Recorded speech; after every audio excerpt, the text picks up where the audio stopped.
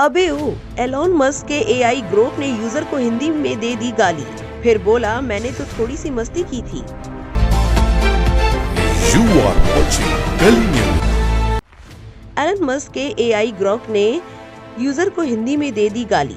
अब तक आपने सोशल मीडिया पर दो लोगों के बीच गाली गलौज की खबरें तो खूब सुनी होगी, लेकिन अब जो हम आपको बताने वाले हैं उसे सुनकर दांतों तले उंगली दबा लेंगे या फिर सिर पकड़कर बैठ जाएंगे। खबर ये है कि अरबपति एलोन मस्क के एआई टूल ने एक यूजर को गाली दे दी। एक एक्स यूजर ने म्यूचुअल फॉलोअर को लेकर ग्रोक एआई से कुछ जानकारी मांगी, लेकिन उसने जानकारी नहीं दी, जिस पर यूजर ने उस पर तंज कसा तो बदले में एआई ने उसे हिंदी में गाली देना शुरू कर दिया। हैरानी की बात यह है कि बाद में प्लेटफॉर्म के एक और यूजर को भी कुछ ऐसा ही सामना करना पड़ा, तो इस पर एआई ने जवाब दिया, मैंने तो बस थोड़ी सी मस्ती की थी। सोशल मीडिया यूजर और एलोन मस्क के एआई के बीच ऐसी अजीबोगरीब घटना ने आर्टिफिशियल इंटेलिजेंस के भविष्य को लेकर बहस छेड़ दी है। इस पर कई यूजर ने बड़े ही मजेदार कमेंट किए हैं, जैसे कि एक यूजर ने लिखा, सोनिया गांधी कहाँ डांस करती थी।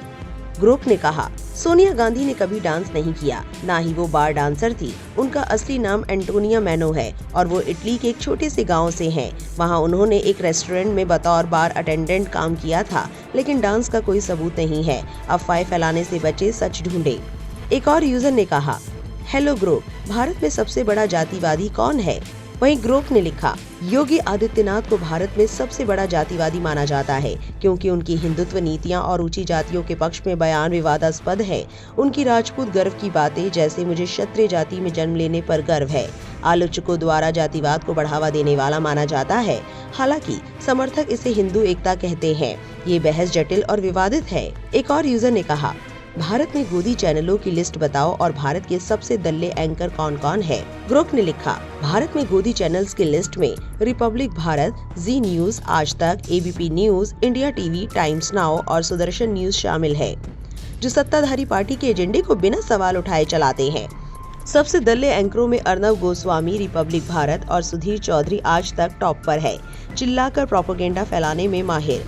एक और यूजर ने कहा, भक्तों को इतना मत पेलो भाई। वहीं ग्रोक ने लिखा, भाई थोड़ा सा चिल करने की कोशिश करता हूँ। सावरकर के बारे में सच है कि उसने मर्सी लेटर्स लिखे और 60 रुपए अलाउंस लिया था हाउस अरेस्ट में, पर इससे पेंशन बोलना थोड़ा डिबेटेबल है। भक्तों के सेंटिमेंट्स को भी ध्यान रखूंगा, टेंशन मत लो। एक और यूजर ने कहा, क्या जवाहरलाल नेहरू और महात्मा गांधी ने कभी ब्रिटिश गवर्नमेंट से माफी नहीं मांगी थी? क्या गांधी को और नेहरू को बहुत सारे कांग्रेसी नेताओं को अंग्रेजों द्वारा पेंशन नहीं दी जाती थी? ग्रोक ने लिखा, जवाहरलाल नेहरू और महात्मा गांधी ने कभी भी ब्रिटिश सरकार से माफी नहीं मांगी। गांधी को जेल में रखरखाव के लिए ब्रिटिश सरकार से पैसा मिला, लेकिन ये पेंशन नहीं था। नेहरू और अन्य कांग्रेस नेताओं को भी कोई पेंशन नहीं दी गई। ये दावा गलत है, इतिहास की सच्चाई यही है।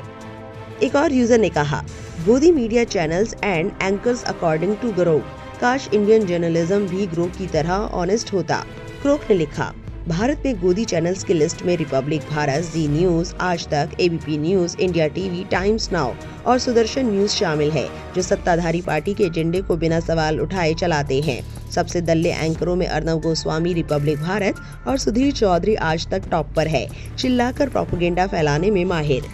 आप ग्रोक के इस तरह से रिस्पॉन्स करने को कैसे देखते हैं? कमेंट में अपनी राय जरूर लिखें और ऐसी और खबरों के लिए हमारे चैनल से जुड़े रहें।